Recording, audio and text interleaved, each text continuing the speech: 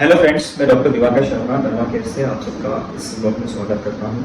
आज हम hair transplant से जुड़े हुए दूसरे जो पेशेंट की क्वेरीज होते हैं उसके बारे में थोड़ा डिस्कस करेंगे।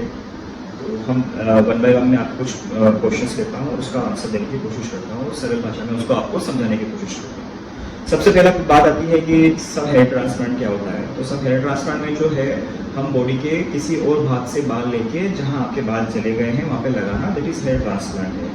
तो यहाँ पे दूसरी बात आती है कि साहब क्या मैं अपने भाई के बाल लगवा लूँ तो चल जाएगा क्या? तो ऐसा बिल्कुल नहीं होता। हमारी बॉडी उसको एक्सेप्ट नहीं करेगी, उसको रिजेक्ट कर देगी उस ग्राफ को। तो वो बिल्कुल प्रैक्टिकली पॉसिबल नहीं है। आपको आपके ही बाल लगाने पड़ेंगे। साहब मैं कहाँ के बाल आप यूजुअली लगाते हो? तो हम यूजुअली ऑक्सीपिटल एरिया पीछे के बाल लगाते हैं। एक ऐसा देखा गया है कि एक इंसान के जो उनके बाल चले जाते हैं तो यहाँ के बाल, पीछे के बाल थोड़ा परमानेंट होते हैं, ये जाते नहीं हैं। तो ये बाल हम आगे लगाएंगे। साथ में हम बियर्ड एग के बाल भी लगाते हैं। ये बाल भी काफ़ी अच्छे होते हैं, काफ़ी अच्छे से सर्वाइव करते हैं। नेक्स्ट आता है क्या बॉडी के बाल लगा सकते हैं? बिल्कुल लगा सकते हैं। थोड़ा सा उसमें कुछ टेक्निकली चैलेंजेस होते हैं पर फिर भी हम बॉडी हेयर लगा सकते हैं। जब मेल पेशेंट आते हैं तो उनके देखिए सब, जब मेरे को हेयर ट्रांसफर कराया है तो आप क्या क्या आपकी कैसे अपन इसको प्रोसीड करेंगे। तो सबसे पहले जब पेशेंट हमारे पास फर्स्ट डे आता है, जब सर्जरी वाले दिन आता है तो हेड शेव किया जाता है। अभी हम बोलते हैं साहब बिना हेड शेव के लिए ये आप कर सकते हो क्या? तो देखिए यहाँ पे एक चीज़ समझें कि जब हम बाल उसको निकालेंगे तो बाल निकालेंगे, बाल के अंदर स्किन में बहुत सारी मसल्स जुड़ी हुई हैं।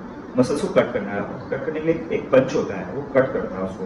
तो बड़ा बाल उस मशीन में नहीं फंसेगा, तो इसलिए छोटे बाल को ही हमें करना होता है, हेड शेव करना होता है, फिर ही हम इसको कर सकते हैं। अब यहाँ पे एक क्वेश्चन आता है क्या सर आप फीमेल को हेयर ट्रांसप्लांट करोगे तो क्या उनको भी हेड शेव करना होगा? तो यहाँ पे हम थोड़ा सा देख लेते हैं कि क्या होता है कि फीमेल में जब बाल जाते हैं तो उनके पूरे बाल नहीं आते हैं, उनके सिर्फ जो मांग है, पार्टीशन है, वहाँ पे ही थोड़ा सा रिक्वायरमेंट होती है। तो ग्राफ में थोड़ा कम चाहिए होते हैं। तो उसमें हम यहाँ पीछे से बालों से बाल उठा के एक विंडो बनाते हैं, उस पर्टिकुलर एरिया के सारे बाल निकाल लेते हैं, उसको हम आगे लगा देते हैं। ठीक है, तो उसमें फीमेल में हम थोड़ा सा हेड शेव करने से बच जाते हैं। पर हेड शेव करने से डेफिनेटली हम ज़्यादा ग्राफ यील्ड कर सकते हैं, ज़्यादा ग्राफ हम निकाल सकते हैं। हेयर ट्रांसप्लांट के दो मेथड होते हैं, एफयूई और एफयूटी। एफयूटी जो उसमें हम ऑक्सीपिटल एरिया के पूरे एक स्लिट बनाते हैं और वहाँ से पूरी स्किन निकालते हैं, एक एक बाल को एक एक ग्राफ को सेपरेट करते हैं और आगे लगाते हैं। ये एफयूटी मेथड है।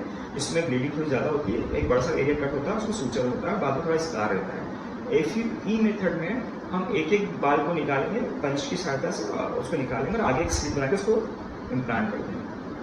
एफयूई मेथड में अच्छी बात यह है कि इसमें स्कारिंग बिल्कुल नहीं होती। मैं ऐसा समझता हूँ कि 1 से 2 महीने के बाद कोई बता नहीं सकता कि आपने कुछ ट्रांसप्लांट कराया, एक सिंगल निशान स्कार बना नहीं रहता है। तो ये इसकी एक अच्छी बात है। ठीक है।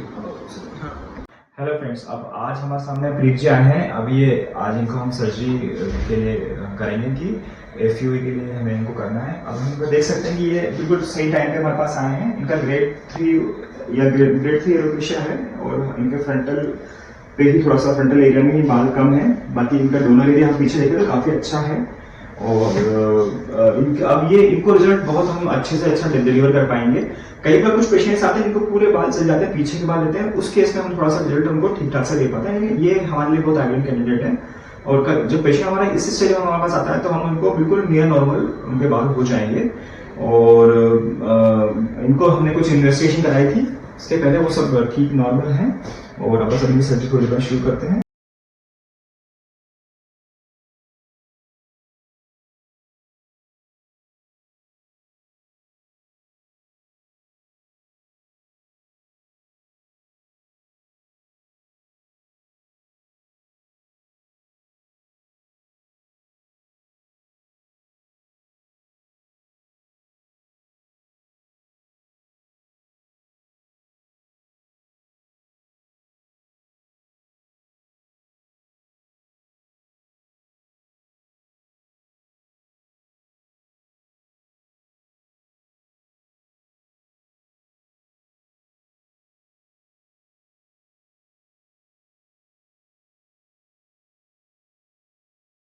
साथ में हमें जब पेशेंट हमारे पास सर्जरी के लिए होता है उसके एक दिन पहले हम पूरा फ्यूमिगेशन करना बहुत ज़रूरी है।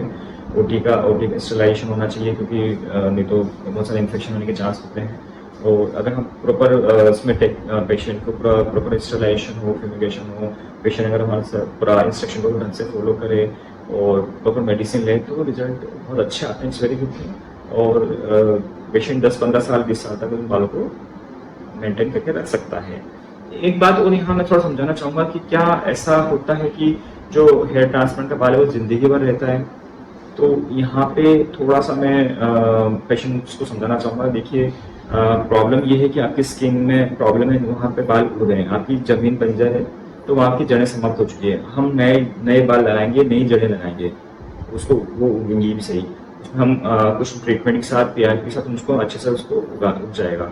लेकिन चूँकि आपकी स्किन में थोड़ी प्रॉब्लम है, तो केयर आपको थोड़ी करनी पड़ेगी, कुछ मेडिसिन वगैरह रखनी पड़ेगी, तभी आप उस बालों को लंबे समय तक उसको अपने मेंटेन करके रख सकते हो।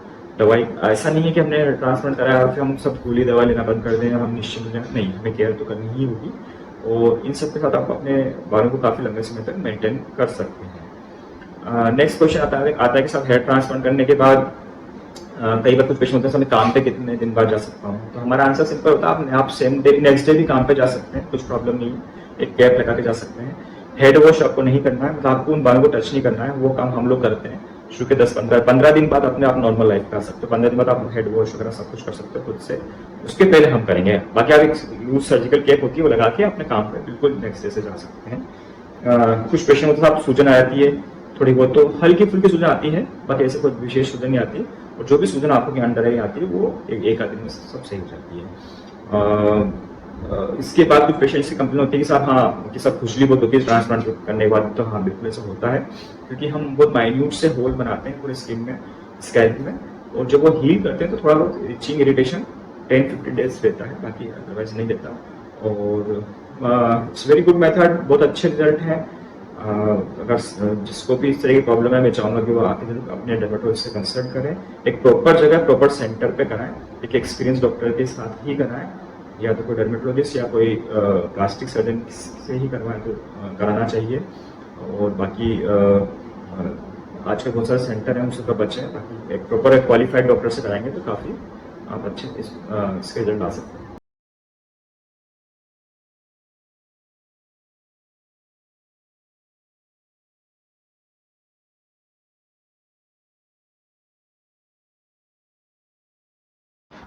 आफ्टर सर्जरी हमें और क्या क्या केयर करनी है उसके, और हम क्या कर सकते हैं जिससे कि हमारे जो हेयर ट्रांसप्लांट का रिजल्ट और अच्छा है, तो इसमें हम पीआरपी या जीएससी थेरेपी और ऐड कर सकते हैं। पीआरपी क्या होता है? सब पीआरपी एक प्लेटलेट रिच प्लाज्मा होता है, उसमें हम पेशेंट का ब्लड लेकर लेते हैं, उससे कुछ मेथड से उसका उसमें हम प्लेटलेट काउंट को बढ़ाते हैं, और प्लेटलेट जो बढ़ जाती है तो उससे प्लेटलेट में हमारे बालों के लिए ग्रोथ फैक्टर मौजूद है, उसके जो सीरम होता है उसके हम इंजेक्शन उस पेशेंट को लगाते हैं। ये काम महीने में एक बार करते हैं, और 3-4 बार करने से और हम रिजल्ट को एनहांस कर सकते हैं। जीएमसी भी इसका एडवांस वर्जन है, वो भी सेम तरीके से काम करता है।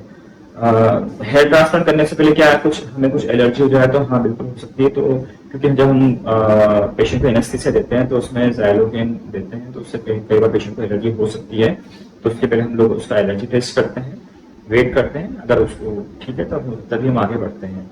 अगर कुछ एलर्जी हो जाती है तो उससे उसको उसका ट्रीटमेंट के लिए जो भी हमारे पास मेथड हैं, जो मशीन्स हैं, जो इंजेक्शंस हैं, जो ऑक्सीजन वगैरह सब हमारे पास अवेलेबल है, तो हम उसको टेक केयर कर लेते हैं।